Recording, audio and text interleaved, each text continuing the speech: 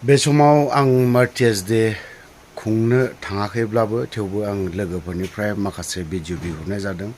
आं माखासे जाहोननि थाखाय थांनो हानाय जायाखै, उसुबिदा हरसे उन्दुनाय जायाखै, फुंनि 8टासोआवसो मोननाय जादों। जाय हक थेवबो अरखां दाबखा सारनि माखासे स्पिच, बै समाव गिबि मुंख्लं जानायनि मुंनि माब्रै मुंख्लं जाया बिनि बारै अरखां दाबखा सारनि भिडिअखौ आं नोंथांमोननो दान्दिसे खोन्थानो नागिरदों। दानि नङा, गोजाम भिडिअ नङा बियो, दिनैनि लेटेस्ट। बिथाङा दिनैहाय बिबार बावहैनो थांनायखौ जों नुनो मोन्दों। थुदो बिदिब्ला जों दान्दिसे सार अरखां दाबखानि माखासे बिबुंथिखौ जों खोनासंनानै लानि। खुलुमबाय। दिनै सेप्तेम्बर 14 आरो दिनैनि दिना बर'फोरनि बुंनो थाङोब्ला BSF एबा NDPनि मोनसे जारिमिनारि सान। बे साना जोबोद गिख्रंथाव सान, जाय सानाव सासे बिर जोहोलावा गिबियाव मुंख्लं जादोंमोन। बे मुंख्लंनि नामानो जाहैबाय बांबुरगोरा बसुमतारी। बे बांबुरगोराया रावबो सुथुरजों थैयाखै, गावजों गाव जेला जों बे समावहाय गावनि गेजेरावनो बिदा फंबायनि मिसआन्डारस्टेन्डिंआव बेवहाय माने गाज्रि रोखोमै जोङो बुजानाय जादों। आरो बेयाव 1989 मायथाइनि सेप्तेम्बर दान, दिनै नाथाय बाराया मिलायाखै। बै समनि बाराया बुधबारमोन, आं गोसोआव दङ, बुधबार।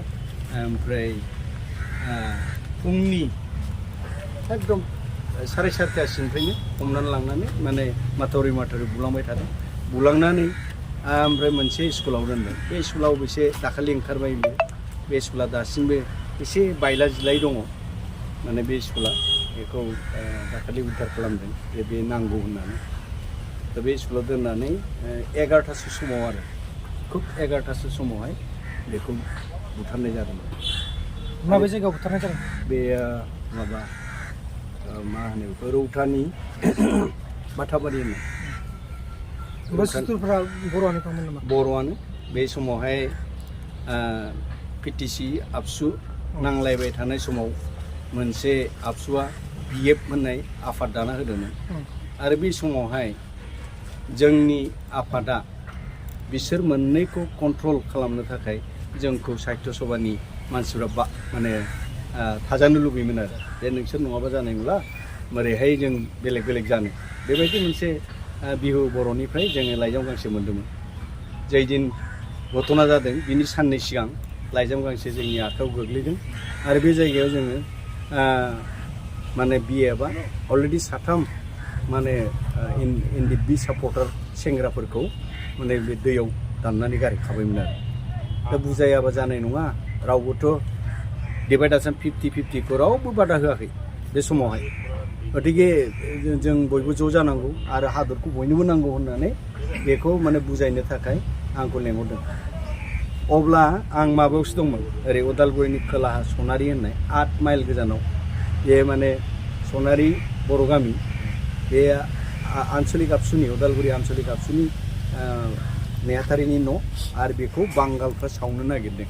बेखौ कन्ट्रल खालामनो थाखाय जोंखौ लेंहरनायखाय जों बेवहाय माने थाहैदों, साननै सानथाम थानानै। ओमफ्राय बे लाइजामखौ जों 11 थारिखआव मोनदों। 11 थारिखआव मोननानै मोनबाय। ओमफ्राय 12 थारिखआव जोङो बिनिफ्राय रावना होबाय। रावना होनानै 13 थारिख मोनाबिलियाव जों बे जायगायाव थांबाय।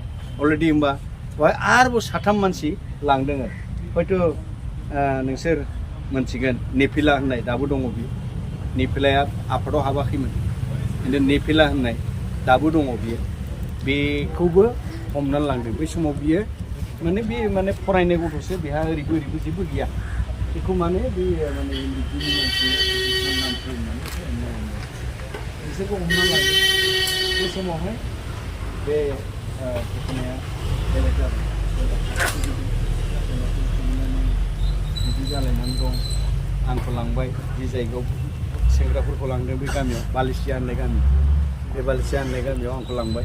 बे लांनानै बेलासियावहाय नायब्ला जों जेरा रायलायफुबाय थायो, बे समाव बे निपिला होननाया खारनानै फैनानै जेरावबो दानजानाय। सानैया लाखिजाबाय, बुथारसिगोन आरो बिसोरखौ।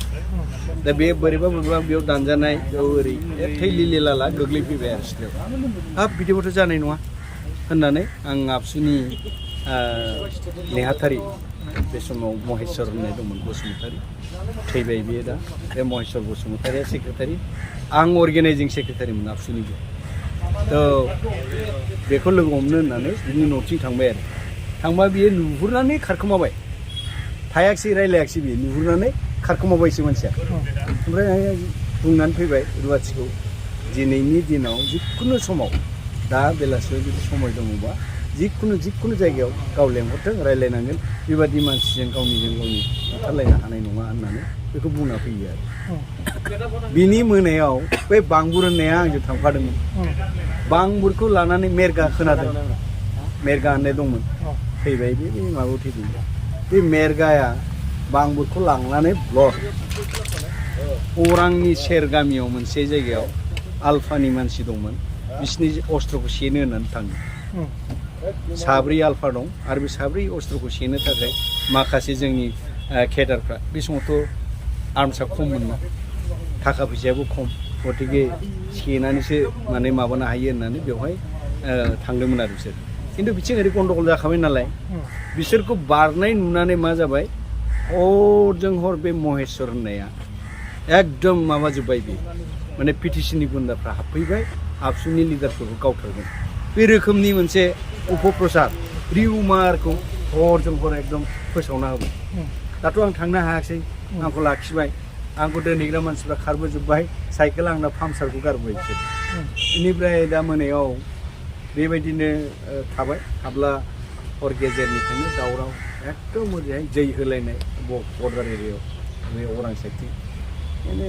खोब 3:30टासोनिफ्राय दावराव आरो होबाय आरो बिसोर बैयाव थाहैनायखौ होनानै फैयै फैयै बे आगंजाराव फुरा जमा जाफैबाय बाव बांबुरगाराया 7 जननि सिलायखौ लानानै आंनि खाथियाव फैबाय बे घटनायाथ' गाज्रि जाबाय अरखां दाबखा सारनि माखासे बाथ्रा बुंनायखौ नोंसोर खोनाबाय बा बुजिबायबो जानांगौ आं गासैखौबो होजोबाखै ससे दोनबावदों आद्रा खालामदों गासैखौबो खोनासंजोबोबा इन्टारेस्ट जानाय नङा नाथाय बेवहाय मोनसे आफादा बा सोरबाया दुखु मोननो हागौ बै समनि जाथायखौ लानानैसो बुंदों बिथाङाबो ओरैनो फेक खोथाखौ बुङाखै नंखाय खोथा बुङाखै बियो जाय सैथो जे बाथ्राया सैथो बे बाथ्राखौसो बुंनाय जादों दिनैनि दिनाव दिनैनि सानाव बे मार्टियार्स डेखौ जों फालिनाय जायो आरो आसा खालामदों एक्स एन डि बि इउनाइटेड फरामाबो जेनेरेशन टु जेनेरेशन खालामलांबाय थागोनखौ आसा खालामदों थ' लोगोफोरा भिडिअखौ बारा गोलाव खालामनो सानाखै दोनथ'बाय जय बर' हारि